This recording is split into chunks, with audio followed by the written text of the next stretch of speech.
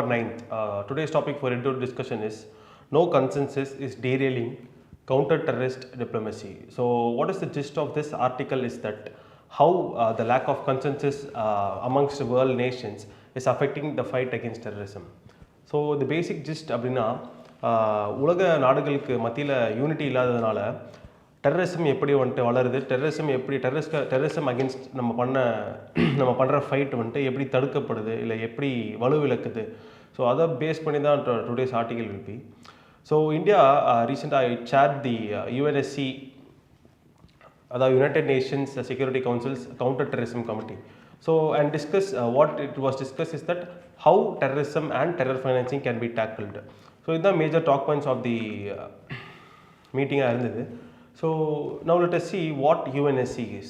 UNSC, United Nations Security Council, is one of the major organizations, one of the permanent organizations of the United Nations. So what it does, it deals with global peace and security related concerns with help of its members. So members அப்படினு பார்த்தீங்கன்னா it has 15 members, 5 permanent and 10 non-permanent members. 5 permanent members யார் பார்த்தீங்கன்னா it is Russia, China, US, UK and France. So 10 permanent members வந்து they are elected by the United Nations General Assembly for a period of 2 years. இந்த selection வந்து it is based on regional specific. இதனால வந்துட்டு it is they are selecting. So African ஸ்டேட்ஸ்லேருந்து 3 members, Asia Pacific, Latin American and Western Europeலேருந்து each 2 members, so 9 members டோட்டலாக, and another member from Eastern European countries. So இதுதான் வந்துட்டு how UNSC is selecting its members. So permanent members பொறுத்த வரைக்கும் they have this veto power அப்படின்னா மீதி இருக்க எல்லா மெம்பர்ஸும் ஒரு ரெசல்யூஷன், ஒரு மோஷன் பாஸ் பண்ணுறாங்க அப்படின்னா அந்த பெர்மனன்ட் மெம்பர்ஸ், எந்த பெர்மனன்ட் மெம்பராக இருக்கட்டும், அந்த permanent member he or she அந்த country can veto the resolution and அது பாஸ் ஆகாமல் it can be stopped. So அதுதான் வந்துட்டு வீட்டோ பவர். இந்த எல்லா 14 countries-ம் if they are on one side and one permanent country on the other, it can veto and stop the motion from getting passed. So this is with respect to veto power. So terrorism is a horrendous act of democracy against democracy அப்படின்றது மோஸ்ட்டாக எல்லாருக்குமே நமக்கு எல்லாருக்கும் தெரியும். So how terrorism is affected, what are the challenges that affect terrorism அப்படின்றத will C.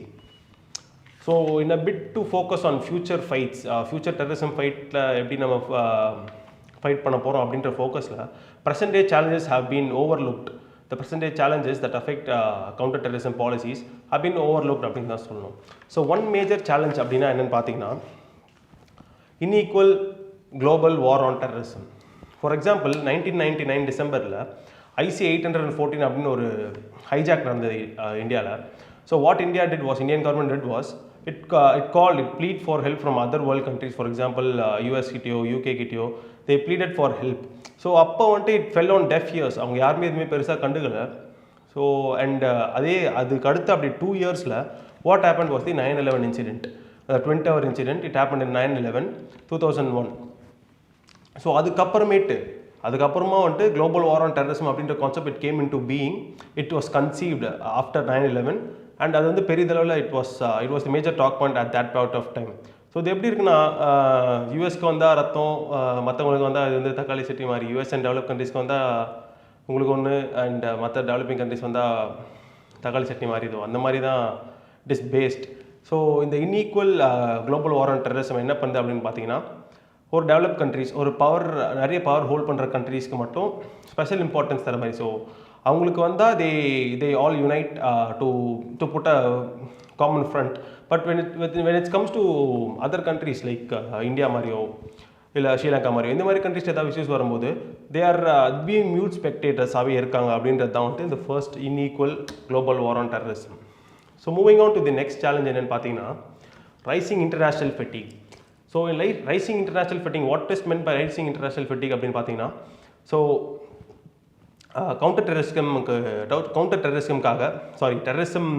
டெரரிசம்னால நடக்கிற இஷ்யூஸை வந்துட்டு it is going அன்ஹர்ட்னா வந்துட்டு சரி இதுதானே பரவாயில்ல பார்த்துக்கலாம், ஒரு மாதிரி lethargic attitude is coming inside with respect to terrorism அப்படின்றது தான் வந்துட்டு rising international fatigue means.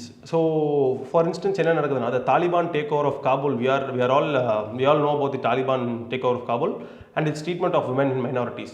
So there has been though the international community has been mute on such issues and also accepted these issues. So Taliban, there is no one to US இருந்தது, but after US pulled out of Afghanistan, so there is no major questioning authority to question Taliban. So these are the instances where it is proven that there is a level of rising international fatigue against terrorism. So another major challenge என்னன்னு பார்த்தீங்கன்னா Russia-Ukraine war. So what Russia-Ukraine war is doing, that polarization பண்ணுது. Polarization நடக்கிறதுனால, ideological polarization நடக்கிறதுனால terrorism ரெண்டு பிளாக்ஸாக பிரியறதுனால, so what is happening is டெரரிசம்க்கான ஒரு இம்பார்ட்டன்ஸ் வந்து குறையுது. ஸோ டெரரிசம்க்கு எவ்வளோ இம்பார்ட்டன்ஸ் இருந்ததோ ரஷ்யா யுக்ரைன் வாரில், இப்போ every thing is surrounding Russia and Ukraine வார் தான். இப்போ ரஷ்யா யுக்ரைன் வார் மட்டுமே இல்லாமல் அதனால வர எக்கனாமிக் ரிசெஷனாக இருக்கட்டும், ஸோ அந்த மாதிரி மேஜர் இஷ்யூஸ் எல்லாமே கூட ரஷ்யா யுக்ரைன் வார் மேலே போய் it has toned down the fight against terrorism அப்படின்னு தான் சொல்லணும்.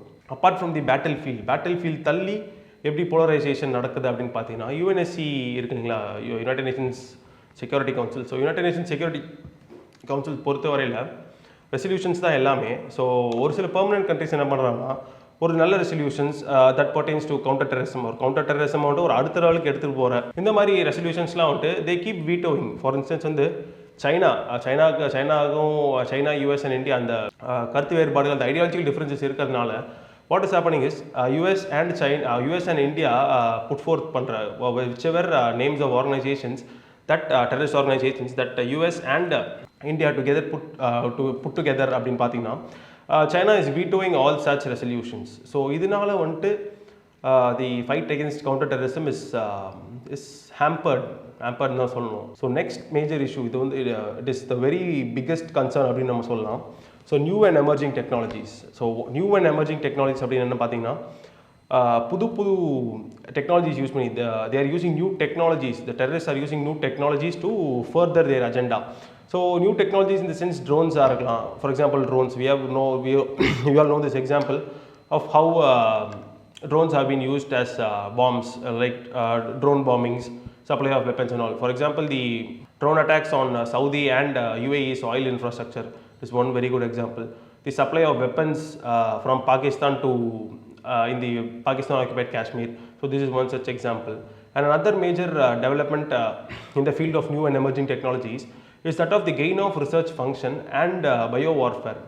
Gain of research function அப்படின்னு பார்த்தீங்கன்னா, ஒரு மைக்ரோப் எடுத்து அது வந்துட்டு பாசிட்டிவாகவும் இருக்கலாம், நெகட்டிவாகவும் இருக்கலாம். கெயின் ஆஃப் ரிசர்ச் ஃபங்க்ஷன்ன்றது. ஸோ அதுதான் பேசிக்காக ஒரு மைக்ரோப் எடுத்து அந்த மைக்ரோபுக்கு இன்டியூஸ் பண்ணி வேறு ஏதாவது ஒரு சேஞ்ச், வேறு ஏதாவது சிச்சுவேஷன்ஸில் சினாரியோஸில் இன்டியூஸ் பண்ணி அதுக்கு ஒரு லீத்தல் ட்ரேட் கொண்டு வரது தான் வந்துட்டு it is called as gain of research function. So இந்த gain of research function it was very big talk point when it came to COVID-19. So there were these theories which held that COVID-19 it is lab culture, it is lab made, it is a result of gain of research function that China has been that China has been creating a biowarfare mechanism, biowarfare weapons and all. So these are new and emerging technologies. Another major thing that has potential uses in terrorism is that of the artificial intelligence. So artificial intelligence வச்சு நம்ம பாம்ஸாக இருக்கட்டும், drones பறக்க வைக்கிறதா இருக்கட்டும், and rockets, missiles, இதெல்லாமே வந்துட்டு it can be ப்ரிசைஸாக target பண்ண முடியும். earlier before the advent of such new technologies and AI என்ன இருந்தது பார்த்தீங்கன்னா, ஒரு டார்கெட்டட் ஏரியா, அந்த டார்கெட்டட் ஏரியா சுற்றி இருக்கிற மாதிரி அந்த மாதிரி தான் we can target.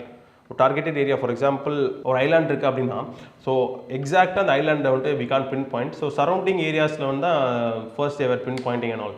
So with the rise of such technologies, AI, geospatial technology and all, exact location can be pinpointed, like for strikes, air strikes and all. So இதுதான் major technologies that have been used through terrorism. So இந்த மாதிரி challenges, what it does is that what has happening, the international community is not it is not swaying towards counter terrorism.